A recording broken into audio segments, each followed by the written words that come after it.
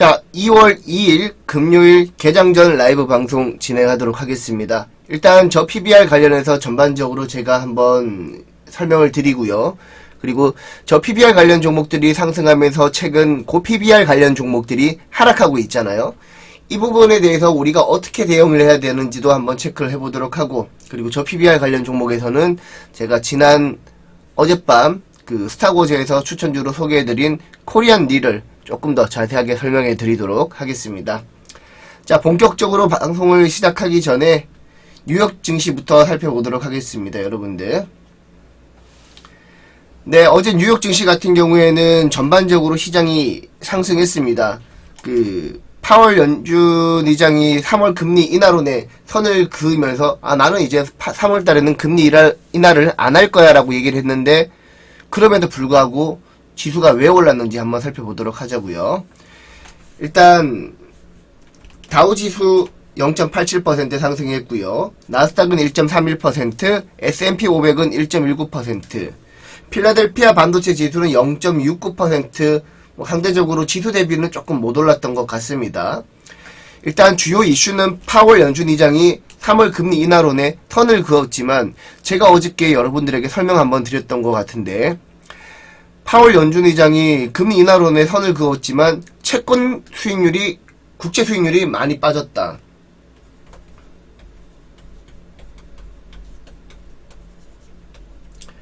국채 수익률이 많이 빠졌다라고 말씀을 드렸습니다. 지금 국채 수익률이 지금 어떻게 되고 있냐면, 미국 같은 경우에는 지금 10년물 국채 수익률이 마이너스 2.09% 빠졌고요. 2년물 국채 수익률도 마이너스 0.43% 빠졌습니다. 특히 10년물 국채 수익률이 많이 빠졌죠. 제가 어저께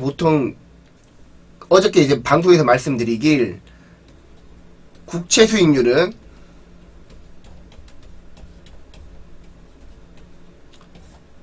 뭐랑 반대라 그랬죠? 어저께 성송님이 답변하셨는데 틀렸잖아요. 국채 수익률은 뭐랑 반대라 그랬죠? 채권 가격이랑 반대라 그랬죠.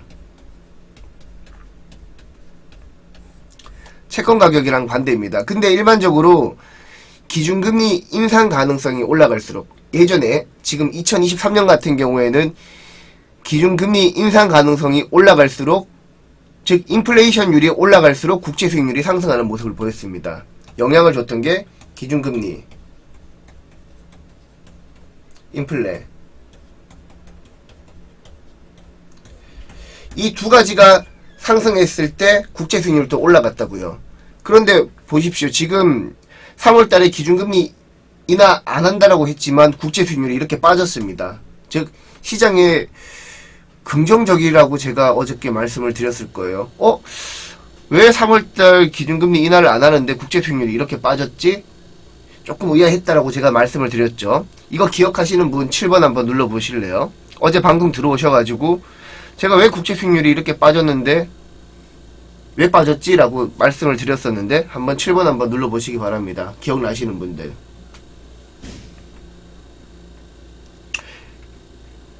그쵸, 버디송님 기억하시고 룰루님도 기억하시고, 이쁜 쪼꼬는 아무 생각이 없죠. 자, 그러면 생각을 해보십시다. 우리가 이제 기준금리 인하를 안 하지만 3월달에 국채 수익률이 빠졌다라는 것은,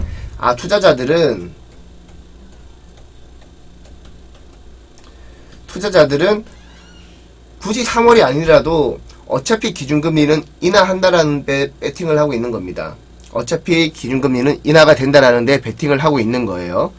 그래서 이제 국채 수익률 같은 경우에는 시장에 영향을 미치겠지만 과거 대비로는 크게 영향을 미치지는 않을 거다. 그리고 기준금리 인하 이슈도 지금 3월달 인하 안 한다라는 것은 시장에 온전히 반영이 되었다라고 저는 생각을 하고 있습니다. 그래서 5월달에 기준금리 인하한다라는데 방점을 찍고 이제 매매를 하시면 되는 겁니다. 3월달 이슈는 이제 끝난 거예요. 자, 그것 때문에 미국장이 올랐다고 보실 수도 있을 것 같고요. 그리고 실적에 대한 기대감도 좀 높았습니다. 그리고 경제 지표도 좀 잘 나왔어요. 보시게 되면 지금 주요 경제 지표 제가 발표된 거 이렇게 적어놨는데, 어제 이제 신규 실업수당 청구 건수가 어제 밤 10시 30분 정도에 한국 시간으로 발표가 됐죠. 189만 8천 건. 189만 8천 건인데 예상보다 더 많이 나왔습니다. 신규 실업수당 건수가 더 늘었다라는 것은 고용이 안 되고 있다는 거죠. 고용지표가 나빠졌다는 거죠. 고용지표가 나빠졌다는 것은 연준 입장에서는 그러면 이제 경기 살리기 위해서 금리를 인하해도 되겠다라고 보는 겁니다. 고용지표가 낮아질수록 인플레 가능성도 낮아지잖아요. 그죠? 인플레 가능성도 낮아지기 때문에 고용지표가 안 좋게 나와야지 지금 현재는 지수에 좋은 겁니다. 일단 이 부분 체크하시고요. 그런데 1월달 제조업 구매관리자 지수는 예상보다 잘 나왔습니다. 그리고 1월 ISM 제조업 구매자 지수도 예상보다 잘 나왔어요. 일단 경기는 조금씩 살아나고 있다라는 게 우리가 체크할 수 있는 포인트입니다. 보통 이제 1월 제조업 구매자 관리자 지수나 1월 ISM 제조업 구매자 관리 지수 모두 50을 기준으로 합니다. 50을 기준으로. 50보다 잘 나오면은 경기 호황, 50보다 잘 안 나오면은 경기 불황, 호황. 이렇게 보시면 되는데 1월 제조업 구매관리자 지수가 드디어 50을 넘었습니다. 일단 경기가 좋아지고 있다. 이게 포인트입니다. 일단 주요 경제 지표가 잘 나왔고, 그리고 파월 연준 의장의 3월달 금리 인하설 안 한다. 이 부분은 시장이 이미 온전히 반영이 되었다. 이게 포인트입니다. 그것 때문에 지수가 오른 거고요. 그 외에 또 우리가 체크해야 될 게 애플, 아마존, 메타가 실적을 발표 다 했죠. 오늘 한국 시간으로 아침 6시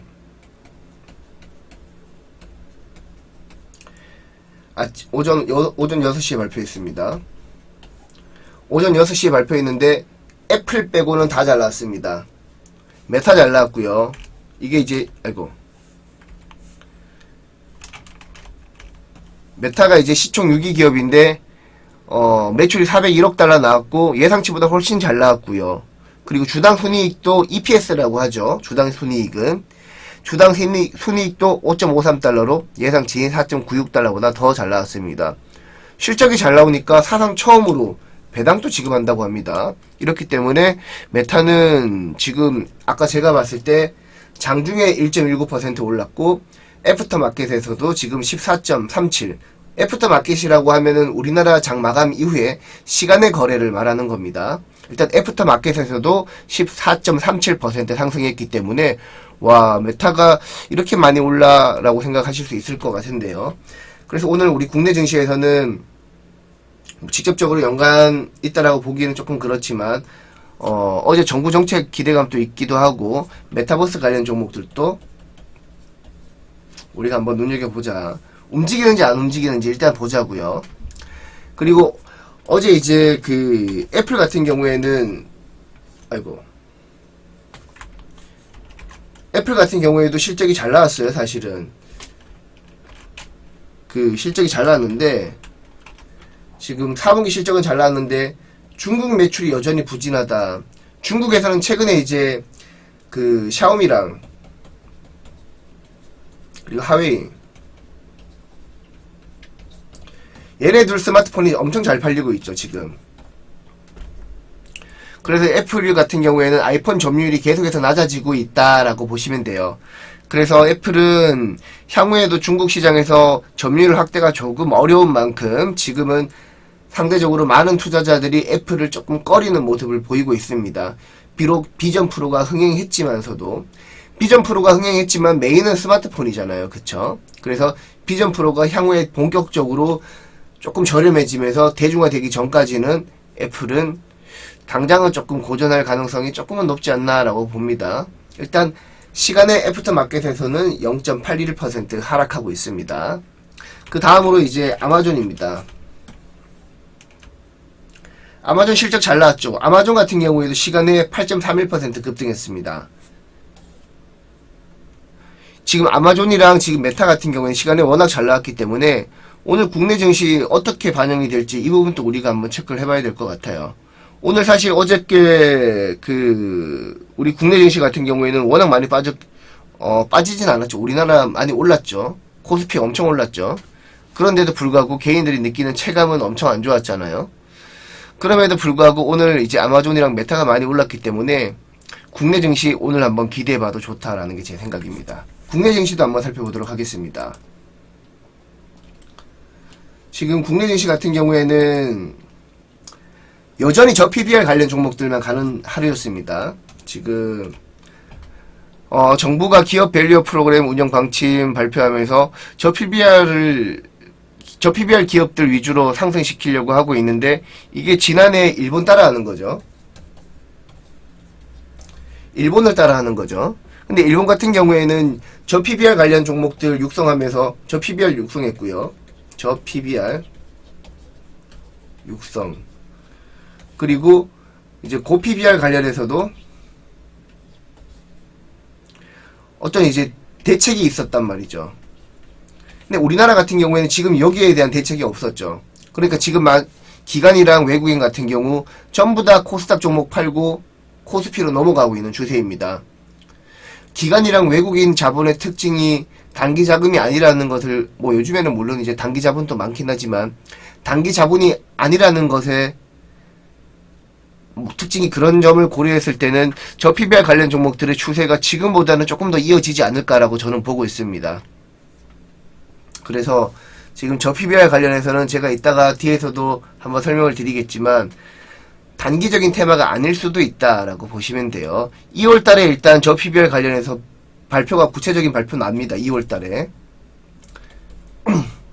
근데 이제 그 내용에 따라서 세론이 나올지 뉴스 나오면서 이제 세론이 나올지 이 부분을 우리가 한번 체크를 해봐야 돼요. 일단 제 느낌은 저 PBR 관련해서는 추가적으로 좀 상승세가 이어질 가능성도 있다. 그러니까 여기서도 이제 순환매가 도는 겁니다. 금융 예를 들면 보험, 은행, 금융지주사, 생명사 많이 올랐잖아요. 많이 올랐는데 추가적으로 저 PBR 관련 종목들 내에서도 금융주 말고도 저 PBR 관련 종목들이 많이 있죠. 최근에 자동차도 그렇게 올랐고요. 부품주 같은 경우에도 어제 저 PBR 관련해서 올랐고요. 그러니까 부각되지 않는 종목들, 사실 저 PBR 관련 종목들이 엄청 많거든요. 부각되지 않는 종목들 위주로 상승할 가능성이 높고, 대신 여러분들이 고려해야 될 게 저 PBR 관련 종목 중에서도 배당을 할 여력이 있는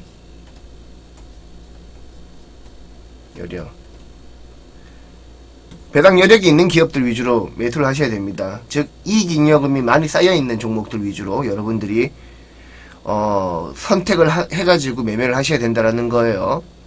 예를 들면 이제 쉽게 찾아볼 수 있는 방법이 있죠. 과거 배당 사례.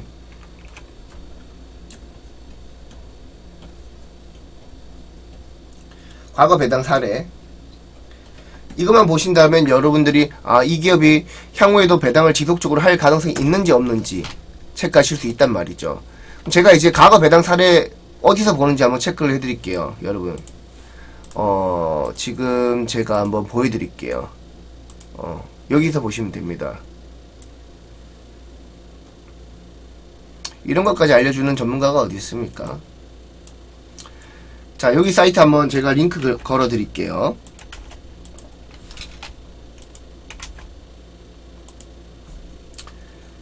네, 링크 걸어 드리겠습니다. 여기 보시게 되면 이제 그 대한민국 대표 기업 공시 채널 카인드라고 하는데, 여기 쭉 내려보시면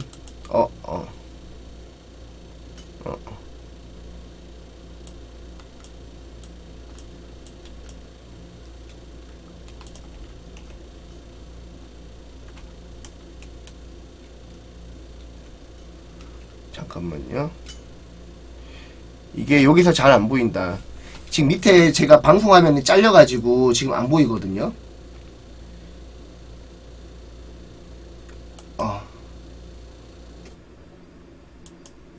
잠깐만. 배당 정보. 여기 밑에 원래 방송화면이 잘려서 안 보이는데 배당 정보라고 있습니다. 배당 정보라고 보시면 이제 아까 전에 제가 여러분들 어떤 종목 보실래요? KB금융. 요것도 이제 저퍼 종목이죠. 보면 이제 배당 성량, 시가 배당률 나오죠. 과거 이제 2022년도에는 얼마 배당했고 2021년도에는 얼마 배당했고 나오죠. 지금 2022년도에는 2,950원, 2021년도에는 2,940원. 아마 이 추세라면 2023년도에도 우리는 가늠할 수 있는 겁니다. 작년에도 한 2,950원 정도 배당하겠구나라고 보시면 돼요. 그래서 지금 KB금융 보시면 될 것 같고, 지금 뒤에 보시면 이제 여러분들 이건 팁으로 알려드립니다. 배당 성향이랑 시가 배당률 있잖아요. 시가 배당률은 현재 주가 대비 얼마나 많이 배당을 하는지, 이게 주가 대비 얼마나 많이 배당하는지고, 시가 배당률도 5.7% 정도면 잘 나오는 겁니다. 5.7%면 잘 나오는 거고, 배당 성향 이거 잘 모르시죠? 배당 성향이 지금 작년에 27.5% 나왔습니다. 배당 성향은 뭐냐면 단기 순이익 대비,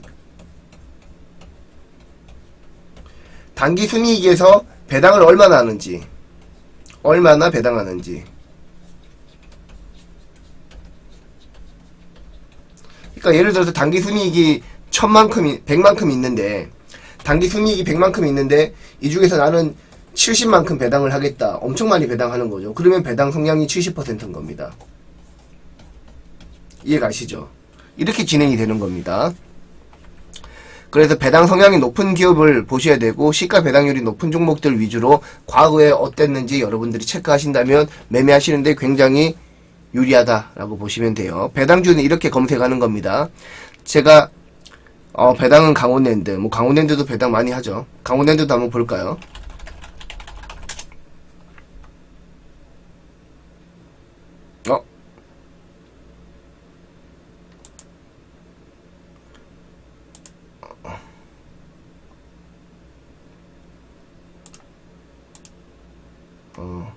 일단 강원랜드는 여러분들 좀 찾아보시기 바랍니다. 지금 방송 화면에 잘려가지고 이게 보기가 굉장히 힘드네요. 지금 보니까.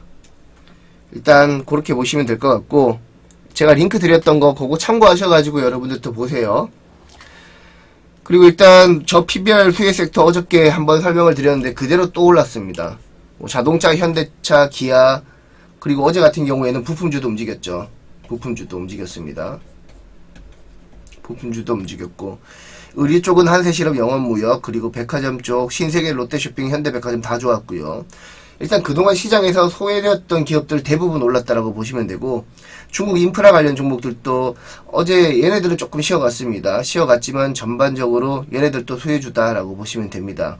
그리고 중국 인프라 관련 종목들은 저 PBR 관련 종목이기도 하지만 중국 수혜주이기도 하죠. 중국 수혜주이기도 하니까 이 부분 참고하셔서 보시면 될 것 같고, 그리고 금융주는 제가 메리츠 금융주주랑 KB금융, 삼성생명 이렇게 나타냈는데, 그 밖에도 저 PBR 관련 종목들이 금융주는 엄청 많죠. 은행주도 마찬가지고.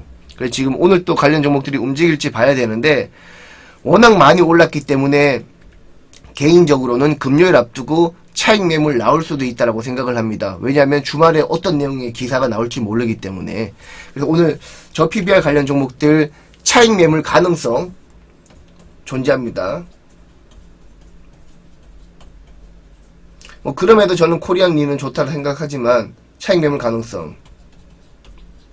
그리고 어제 이제 고 PBR 관련 종목들 있었잖아요. 고 PBR. 대표적으로 뭡니까? 2차전지, 반도체, 바이오 이렇게 있는데, 어제는 2차전지 관련 종목들이 단기 낙폭 가대로 반등에 성공했습니다. 특히 엔캠이 많이 올랐죠. 엔캠은 저희 스마일리프트 플러스에서도 다뤘던 종목인데, 엔캠 등 양극재 관련 종목들 전반적으로 올랐습니다. 그러면 이제 반도체랑 바이오 관련 종목들도 단기간에 낙폭이 워낙 컸기 때문에 저 PBR 관련 종목들이 오늘 또 장중에 가겠지만, 가더라도 반도체 바이오도 오늘 반등할 수 있다는 얘기죠. 왜냐하면 미국 장도 좋았잖아요. 그쵸? 그렇기 때문에 지금 저가 매수세가 반도체나 바이오 쪽으로 유입이 될 수도 있다. 요게 포인트를 맞추고 여러분들이 매매를 하시면 되는 거예요. 아셨죠? 그리고 이제 그 밖에 섹터 주요 이슈가 있었는데, 원자력 섹터 이슈가 있었는데, 이게 원자력 관련 종목들이 어저께 조금 움직이긴 했습니다. 그런데 조금 워낙 저 PBR 쪽으로 수급이 쏠리다 보니까 원자력 관련 종목들 뉴스가 약간 묻힌 느낌이 좀 있었습니다. 사실 이게 굉장히 큰 건데, 보시게 되면 그 체코 신규 원자력이 기존에 한 기 하려고 했는데 이게 4기까지 늘어난다고 합니다. 그리고 우리나라의 가장 강력한 미국 경쟁 업체가 어디입니까? 웨스팅하우스죠. 웨스팅하우스가 체코 신규 원전 입찰 경쟁에서 밀리면서 한국이랑 프랑스 2개 업체가 이제 2파전으로 압축이 되는 겁니다. 일단 우리나라 업체가 상대적으로 프랑스보다 유리하다라는 얘기가 나오고 있기 때문에 어제 원자력 관련 종목들이 전반적으로 올랐다라고 보시면 되고, 체코 입장에서는 이제 새로운 입찰 제안서가 이제 한국이랑 프랑스 쪽에서 받겠죠. 그게 5월 말까지 완료한다라고 합니다. 그러면 이제 지금 2월 달이니까 2, 3, 4, 5, 4개월 남았는데 그 전에 다시 한번 체코 원전 관련해서 이슈가 한번 부각될 거다라고 말씀을 드립니다. 여러분들 잘 아시겠지만 저 원자력 관련 종목 엄청 안 좋아하죠. 저 원자력 관련 종목들 엄청 안 좋아하는 거 아시는 분 3번 한번 눌러보실래요? 저 원자력 관련 종목들 안 좋아하는 거 아시는 분 3번 한번 눌러보십시오. 저 원자력 안 좋아하는 건 모릅니까? 그럼에도 불구하고 저 같은 경우에도 지금 스마일 리포트 플러스 방은 바닥에서 원자력 관련 종목을 매집해가지고 지금 현재 10% 이상, 한 15% 정도 수익 중이죠. 우리 플러스 회원분들 다 가지고 계시죠. 제가 계속해서 바닥에서 모아가라고 말씀을 드렸었죠. 제가 여러분들한테 원자력 관련 종목 매매하는 방법은 딱 한 가지 말씀을 드렸습니다. 이번 정부 내에서는 바닥 매집, 뉴스의 매도, 이거만 하면 계속해서 수익이 납니다. 이거만 하면. 근데 지금 매집 바닥에서 우리 스마일 리포트 플러스 방 같은 경우에는 바닥에서 매집해서 그냥 뉴스에 팔고 있는 겁니다. 이거는 뭐 너무 최근에 반복적으로 제가 무방에서도 말씀을 드렸기 때문에 여러분들도 뭐 쓸데없는 짓 안 하고 제 말씀만 들었어도 원자력 관련 종목에서는 수익이 많이 났을 거라고 저는 생각을 합니다. 이번에도 저도 이제 원자력 관련 종목들 매매를 안 하지만 11차 전력수급 기본계획 발표 전에 11차 전력수급 기본계획 발표 전에 원자력 관련 종목들이 한번 뉴스에 급등하지 않을까라는 생각에 저가 매집에 나섰는데 일단 잘 수익이 나고 있어요. 여러분들도 추후에 다시 이제 원자력 관련 종목들이 계속 하진 않을 거예요. 원자력 관련 종목들이 조정을 보인다면 그때 바닥에서 매집해가지고 또 뉴스 나올 때까지 마냥 기다리면 됩니다. 지금 윤석열 정부 같은 경우에는 원자력 못 키우고 싶어서 안달이 났죠.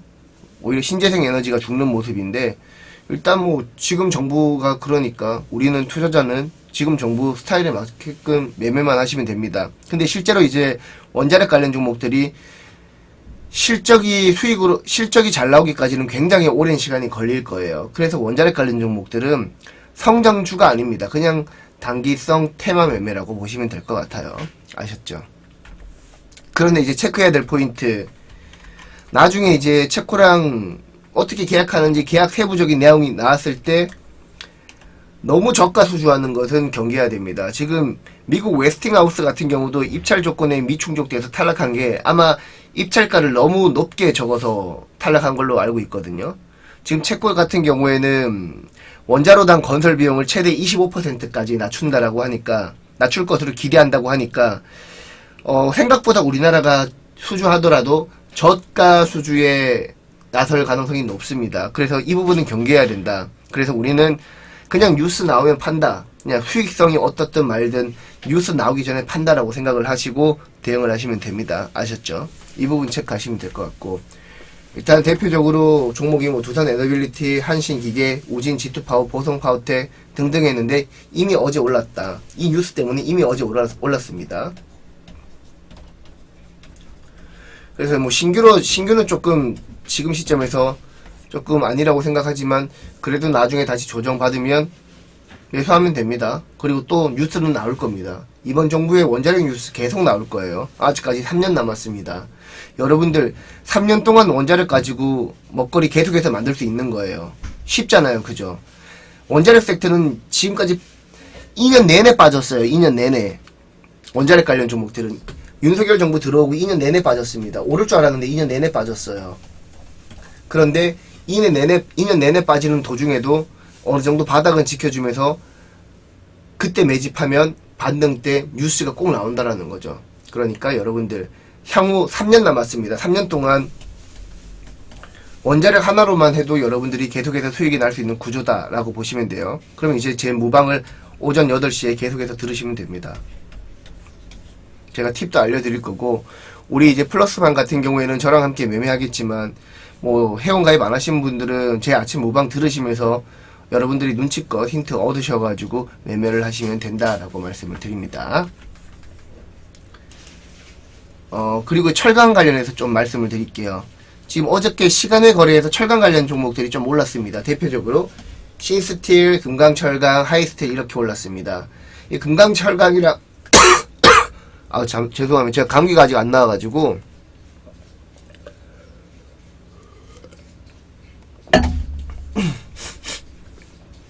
금강철강, 신스틸, 하이스틸 이 중에서 이제 신스틸 같은 경우에는 그 영업이익률이 상대적으로 잘 나오는 기업이긴 한데, 얘는 이제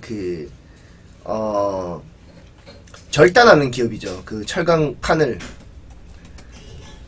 주로 이제 가전제품에 사용될 수 있도록, 주요 고객사들이 가전제품 업체들입니다. 가전제품 용도에 맞게끔 절단해가지고 판매하는 업체라고 보시면 됩니다. 그래서 이제 상대적으로 영업이익률이 높은가? 라는 생각도 하는데, 금강철강이랑 하이스틸 대비 신스틸 같은 경우에는 뭐 실적도 잘 나오고 마진율도 꽤 좋은 기업이다라고 보시면 됩니다. 일단 얘네들이 어저께 시간외 거래에서 굉장히 많이 올랐는데, 일단 정부 기업 밸류 프로그램 해가지고 저 PBR 관련해서 오른 것 같아요. 뭐 이거 빼고는 이제 이유가 없습니다. 근데 막상 이제 신스틸 같은 경우에는 저 PBR 관련 종목은 아니거든요. 금강철강이랑 하이스틸은 저 PBR 종목이긴 한데, 그래도 뭐 저라면 이 세 종류에 산다라면 신스틸을 사겠어요. 일단 저 PBR 관련해서 오른 것 같기도 하고, 일단 철강 업황, 여러분들 어디서 철강 업황 설명해주는 전문가 없죠. 제가 간단하게 설명을 드릴게요. 일단 국내 업황 같은 경우에는 그 내수 부진에도 그 주요 메이커들의 가격 인상 정책으로 가격 상승 분위기가 이어지고 있습니다. 일단 가격 상승 분위기가 이어지고 있다는 것은 전반적으로 철강 업체한테 판가 인상을 기대할 수 있기 때문에 호재 분위기로 이어진다라고 보시면 돼요. 그리고 중국 철강 유통 가격도 계속해서 상승하고 있는 추세다. 철강석 가격이 급등으로 반등하고 있는 추세다 보시게 되면, 일단 아직까지 업황이 돌아오진 않았지만 철강 가격이 미리 움직이기 시작했다. 제가 봤을 때는 그 영향이 중국입니다. 중국은 지금 인프라 투자한다라고 하죠. 중국이 이제 GDP 성장률을 살리기 위한 가장 쉬운 방법. GDP 성장률을 상승시키기 위한 가장 쉬운 방법이 인프라 투자입니다. 인프라 투자예요. 그렇기 때문에 지금 인프라 투자할 때는 철강 많이 들어가죠. 그리고 제가 아까 전에 말씀드렸던 HD 현대건설 기계 같은 건설 중장비 업체들도 많이 들어간단 말이죠. 그렇기 때문에 건설 중장비 업체들이랑 철강 업체들을 향후에도 반등하는지 여부를 체크할 때는 중국 경기를 체크해보자 라고 보시면 됩니다. 네, 주주호님 너무 감사합니다. 제가 여기도 적어놨죠. 그 글로벌 철강 가격 상승과 중국 정부의 경기 부양 기대감으로 글로벌 철강사들의 분위기는 개선되고 있다. 일단 철강 업황은 개선되는 분위기다. 이 정도까지만 체크하시면 됩니다. 제가 뒤에 좀 적어놨어요, 여러분들 위해서. 제가 아까 신스틸 주목해서 보자고 말씀을 드렸는데, 신스틸은 2008년 설립된 철강제 절단 및 전단 기업이라고 보시면 됩니다. 제가 봤을 때 절단이랑 전단이랑 느낌이 비슷한데 뭐가 다른지 잘 모르겠어요. 일단 전사 매출의 70%는 가전업체로부터 나온다라고 보시면 되고, 지금 영업이익률이 다른 업체들 같은 경우에는 거의 로우 싱글 수준인데, 신스틸 같은 경우에는 미들 싱글 정도는 나오죠. 5.3% 정도니까 미들 싱글 정도는 영업이익률이 나온다라고 보시면 되고, 영업이익도 지금 3분기 누적으로 133억입니다. 시가총액이 1621억 밖에 안 되는데, 뭐 이 정도면 잘 나오고 있다라고 보시면 돼요. 그리고 신규 상장주다 보니까 아무래도 수급이 쏠릴 것 같긴 한데, 일단 이들 업체는 투자할 때 단기적으로 대응을 하셔야 됩니다. 단기적으로. 언제 밀릴지 몰라요. 자칫 잘못 밀리면 한 엄청나게 오랜 기간 동안 고생하기 때문에 적극적으로 매수하라고는 말씀을 안 드립니다. 그냥 단기 트레이딩 그 이상의 의미는 없습니다. 굳이 한다라면 신스틸이 제일 낫다. 요 정도 체크하시면 되고. 그리고 어제 이제 스타고즈에서 소개해드렸던 그 저 PBR 수혜주 코리안리 설명드리고 이제 방송을 종료하도록 하겠습니다. 코리안리는 국내 유일한 재보험사입니다. 그러니까 쉽게 말해서 보험사를 위한 보험사라고 보시면 돼요. 얘가 이제 시가총액이 1조 2,500억 정도 됩니다. 근데 지난해 3분기 누적 영업이익이 3,645억입니다. 엄청나죠? 엄청나지 않습니까? 아마 이제 4분기 누적 영업이익까지 하면은 한 4, 5천억 되지 않을까요? 영업이익이. 근데 지금 시가총액이 1조 2,500억 밖에 안 된단 말이죠. 지금 한번 볼까요? 시가총액.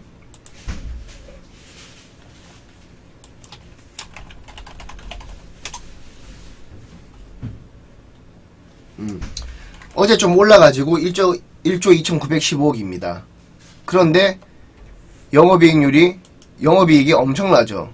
그리고 지금 PBR 같은 경우에는 역사적으로 0.3에서 0.4배에서 거래되고 있었어요. 글로벌 재보험사 중에서도 굉장히 저평가받고 있고, 그리고 제가 아까 전에 단기 순이익에서 배당 비율이 얼마인지에 따라서 배당 성향이 나뉘어진다라고 했는데, 얘는 매년 단기 순이익에서 33% 이상을 배당하고 있습니다. 그러니까 33% 이상의 배당 성향을 가진다라고 보시면 되고, 시가 배당률도 5.5% 이상이다. 굉장히 좋다라고 보시면 됩니다. 그리고 여러분들 이건 상식 차원에서 여러분들 혹시나 모르실까봐 제가 조금 정리를 해봤는데, 재보험사 관련해서 제가 잠깐 정리를 해봤어요. 재보험이란 보험회사를 위한 보험으로, 보험회사가 인수한 보험계약과 관련된 보상 책임의 일부 또는 전부를 다른 보험회사에게 전가시키는 보험을 말한다. 여기서 다른 보험회사가 코리안리겠죠. 예를 들어서 여러분들 그 선박이 해상 운송을 한다라고 쳐요. 선박 해상 운송. 그럼 리스크가 뭐겠습니까? 리스크. 태풍 등이 있겠죠. 그럼 이제 얘네들이 이제 보험사랑 이제 계약을 합니다. 보험사랑 계약을 해서 혹시 선박이 잘못됐을 경우에, 해상 운송하는 도중에 잘못됐을 경우에 보험사가 어느 정도 손실 보전을 해준다라는 개념으로 보험 계약을 해요. 그런데 이 보험사 입장에서도 이걸 온전히 손실 보전을 해주게 될 경우에는 너무 리스크가 큰 거예요. 그래서 일부 또는 전부를 또 다른 재보험사랑 계약을 합니다. 재보험사. 코리안리죠. 그러니까 보험사가 다시 한번 보험을 가입하는 게 재보험사입니다. 그리고 재보험사가 다시 한번 보험을 가입하는 게 제재보험사고요. 뭐 그 이후에 제재보험사인지는 모르겠습니다. 근데 일단 보험사가 재보험사에 다시 한번 보험 계약을 하고, 재보험사가 또 다시 한번 넘어가면 제재보험사라고 합니다. 이렇게 이제 코리안리 같은 경우에는 국내 재보험사 중에서 유일한 재보험사라고 보시면 되고, 실적 따박따박 나오고 배당도 따박따박 나오는 기업이다라고 보시면 돼요. 실제 이제 어제 워낙 최근에 많이 올랐기 때문에 오늘 차익 매물이 나올 수도 있어요. 오늘 오른다고 확신하기는 어렵습니다. 차익 매물이 나올 수도 있습니다. 다만 향후에도 저 PBR 관련 종목들이 꾸준히 시장에 주목을 받는다라면 코리안리 같은 종목은 다시 한번 부각받을 수 있다라고 보시면 돼요. 자, 지금까지 제가 정리해드린 내용은 제 카톡방에다가 제가 올려드릴 텐데요. 제 카톡방 주소 하나 알려드리겠습니다. 우리 예쁜 쪼꼬가 맨날 기사 올려드리고 있죠. 카톡방 주소가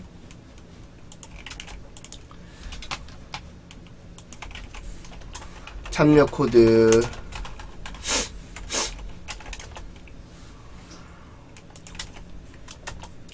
참여 코드 486 입력하고 들어오시면 제가 오늘 강의했던 내용 여기다가 이미지 올려드릴 거고요.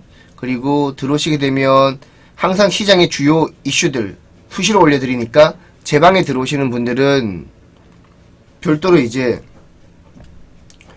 뭐 다른 뉴스 안 찾아보셔도 시장의 메인 트렌드는 계속해서 따라가실 수 있다라고 보시면 됩니다. 요거 카톡방 꼭 많이 들어오시고요. 그리고 제 서비스 홍보도 간단하게 한번 하도록 하겠습니다. 제 서비스 같은 경우에는 스마일 리포트 플러스 서비스 운영을 하고 있고요. 골드 서비스도 운영하고 있는데 요거는 이제 약간 가성비 상품이라고 보시면 돼요. 지금 1개월 33만원, 3개월 88만원인데 지금 3개월이면 골드 1개월 서비스랑 같은 거죠.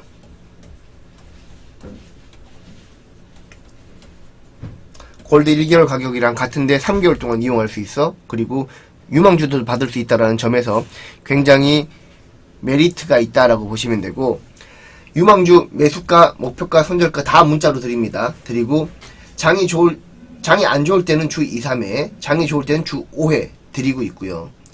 대신 가격이 저렴한 만큼 리딩은 해드리지 않습니다. 리딩은 골드 서비스 이용하시면 되고, 대신 제가 매수가, 목표가, 손절가 다 드리고 여러분들에게 해당 종목에 대한 교육까지 진행해드립니다. 그리고 세트 교육까지 진행해드립니다. 그렇기 때문에 여러분들이 충분히 매매하실 수 있다. 이미 가입하신 분들 잘 매매하고 계시죠. 그리고 교육은 상시 지원 제가 제공하고 있는데 보통 주 1, 2회 정도 제가 교육 진행하고 있다라고 보시면 됩니다. 그리고 가입은 MBN골드 고객센터 1588-0648 전화하셔가지고 가입을 하시면 됩니다. 이쪽으로 전화하시면 친절히 안내해 주실 거예요. 혹시 전화를 안 받으신다 그러면 아까 전에 알려드렸던 제 카톡방 오셔가지고 카톡방에 메시지 남겨두시면 제가 안내해 드리도록 하고요. 지금 스마일 리포트 플러스 리포트 같은 경우에는 제가 조금 특별한 경우에 여러분들에게 리포트까지 제공해 드리고 있는데, 스마일 리포트 플러스는 이렇게 리포트로도 제공하고 있습니다.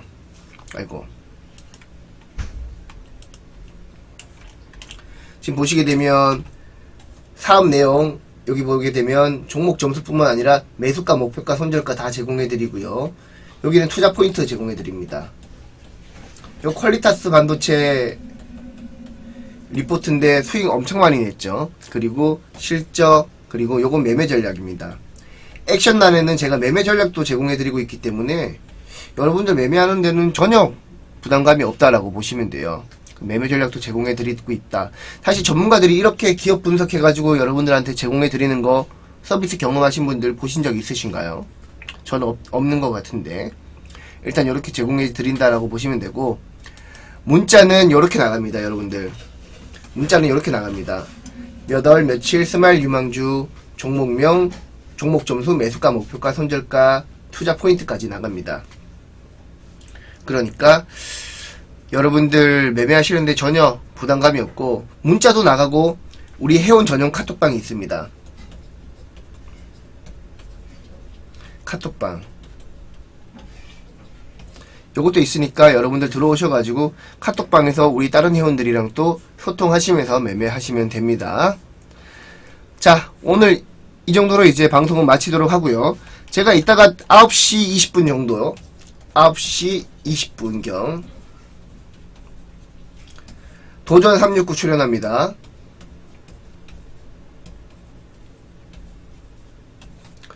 많은 시청 바랍니다. 아셨죠? 자, 모두 고생하셨고요. 우리 마무리 인사는 하고 마감하도록 해요. 여러분들